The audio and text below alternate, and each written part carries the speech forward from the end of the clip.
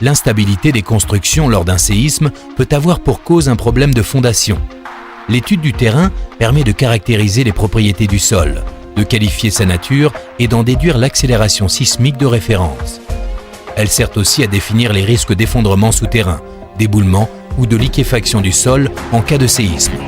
À partir de cette étude, on détermine l'implantation idéale ainsi que les principes de réalisation des fondations de la maison qui devront peut-être aller chercher le substrat rocheux à travers les couches fragiles ou trop meubles. Les fondations sont conçues en adéquation avec la nature du sol et organisées de façon à réagir comme un système solidaire et lié efficacement à la superstructure. Dans les angles et les croisements, les armatures sont posées avec des recouvrements, de façon à assurer la continuité de l'armature dans les 3 directions. Les semelles sont exécutées en béton armé. Le moment crucial, c'est au départ, c'est au niveau de l'implantation du chantier, même un petit peu en amont, c'est-à-dire au niveau du sondage de sol pour savoir exactement et connaître la nature du sol. Et après, au niveau de l'ouverture des fondations et au positionnement du ferraillage des fondations. Tout maçon peut être en mesure de respecter ces règles parasismiques.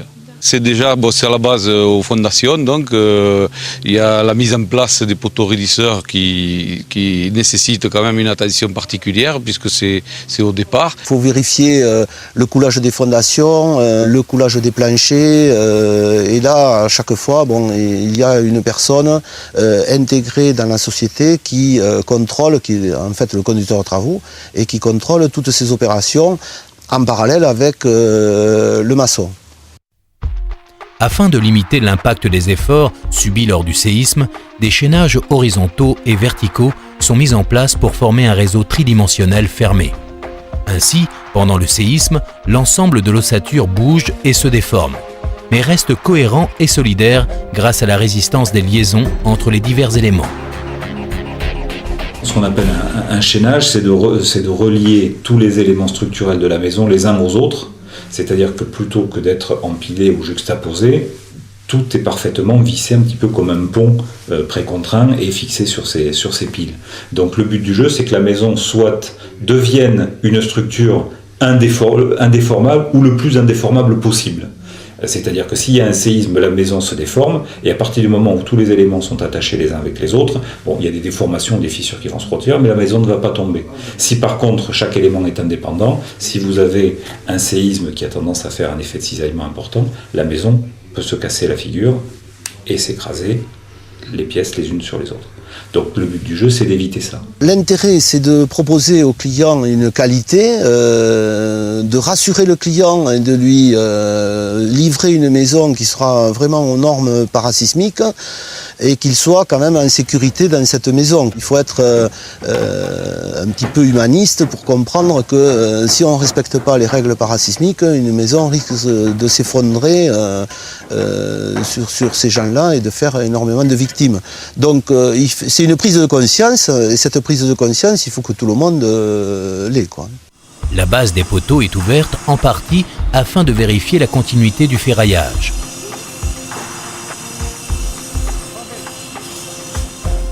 À l'étage, la continuité verticale de l'ossature permet de transférer les efforts verticaux jusqu'aux fondations.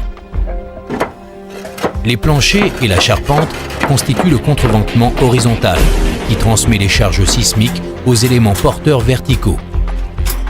Les dispositions constructives au niveau des planchers doivent leur garantir un ancrage périphérique satisfaisant et une solidarisation de leurs composants.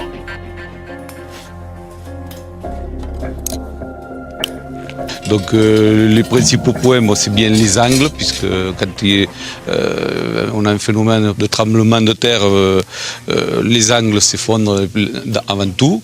Et on est quand même responsable, puisque l'architecte ou le pavillonneur doit nous donner un plan, donc on est en mesure, nous, de savoir lire un plan. Maintenant, il y a des obligations légales, il y a, même sur des maisons individuelles, les entreprises sont tenues de fournir des plans parasismiques. Les bureaux d'études le font sans aucun problème, y compris pour les maisons individuelles.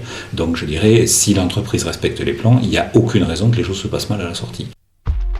La présence de trémies peut affaiblir le contreventement horizontal, notamment si elle est de grande taille ou disposée dans les angles. Sa périphérie est donc renforcée. Sa taille et sa position sont choisies pour ne pas fragiliser la structure.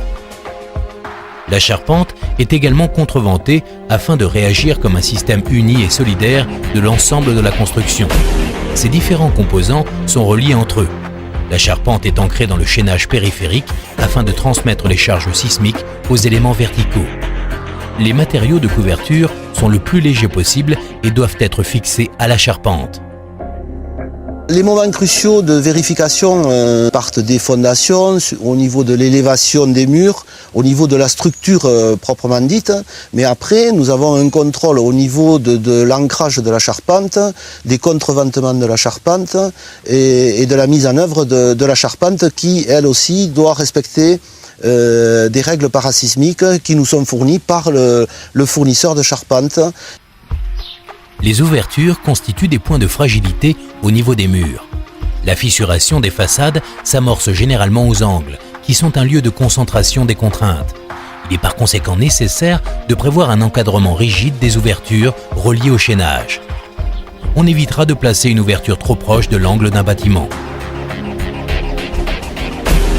Pour les escaliers, il est important que la structure forme un ensemble rigide, solidement lié au chaînage. Les balcons constituant une console soumise potentiellement à des déplacements verticaux, le ferraillage de cet élément est soigné en conséquence. Les chutes de cheminées peuvent avoir lieu lors de séismes de faible intensité et causer d'importants dommages. Les lancements des cheminées est donc limité ou corrigé par des dispositions spécifiques telles que le haubanage. La chute d'éléments non structuraux peut également être à l'origine de blessures. Il convient donc de fixer solidement le mobilier, comme les armoires ou les luminaires. La philosophie, de toute façon, c'est de laisser passer, c'est de faire comprendre que bon, c'est une contrainte, certes, c'est une contrainte, je dirais, de sécurité des personnes. À partir de ce moment-là, à nous, constructeurs et aux entreprises, d'essayer de faire qu'elle soit le plus discrète possible. Bon, que le jour, c'est comme quand vous avez une voiture, le jour où il y a un airbag qui se met en route, vous êtes content de l'avoir. Le jour où il y a un séisme, vous êtes content que la maison, elle vous tombe pas sur la tête. Je crois que ça me paraît le plus évident. Enfin, ça paraît simple quand c'est dit comme ça, mais je dirais c'est quand même la philosophie de la réglementation. Il est sûr que dans une zone sismique par rapport à une zone qui ne l'est pas, il y a un surcoût obligatoirement lié à la gestion de tous les chaînages complémentaires imposés par la réglementation. Maintenant, si la conception de la maison est, je dirais, gérée dans son ensemble, le surcoût n'est pas un surcoût énorme. Bien qu'une légère augmentation du coût de construction soit possible, elle reste un investissement qui garantit un habitat sécurisé et pérenne. Le bâti existant est rarement de conception parasismique. Lorsqu'une modification doit y être portée, une étude au cas par cas s'impose afin de ne pas fragiliser le bâtiment. Par ailleurs, si les travaux envisagés modifient significativement la structure, la réglementation demande que l'ensemble du bâtiment soit rendu parasismique. Les extensions s'inspirent des constructions nouvelles. On conçoit la nouvelle structure conformément aux règles parasismiques. Elle peut être directement adossée à la structure ancienne ou être séparée de cette dernière par un joint vide, évitant le transfert de charge entre les deux structures. Dans le cas des maisons individuelles, les extensions par surélévation imposent que l'ensemble du bâtiment soit rendu parasismique, ce qui n'est pas le cas des extensions par juxtaposition.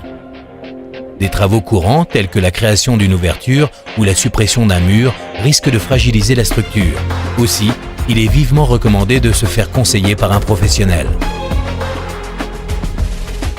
On peut faire du parasismique avec du béton, avec du bois, avec du métal, avec tout ce qu'on veut.